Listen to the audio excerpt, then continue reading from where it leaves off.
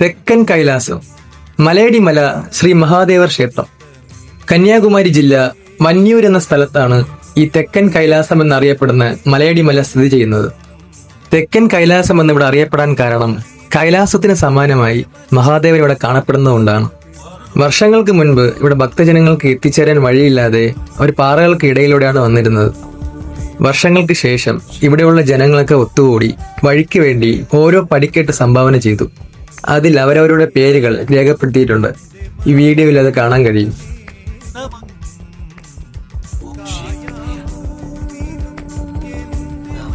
ഈ ക്ഷേത്രത്തിൽ ശിവന്റെയും പാർവതിയുടെയും പ്രതിഷ്ഠ മാത്രമാണുള്ളത്.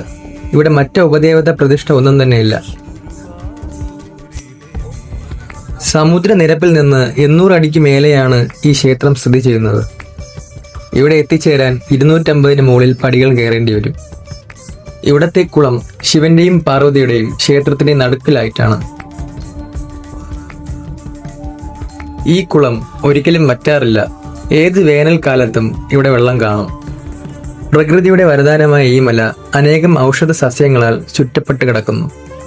പറ്റുമെങ്കിൽ സായാഹ്ന സമയത്ത് തന്നെ ഈ മല സന്ദർശിക്കാൻ ശ്രമിക്കുക. എങ്കിൽ മാത്രമേ അതിന്റെ മുഴുവൻ ഭംഗിയും ആസ്വദിക്കാൻ പറ്റൂ. ഇവിടുത്തെ ഉത്സവം ഈ മാസം 22 മുതൽ 31 വരെയാണ്.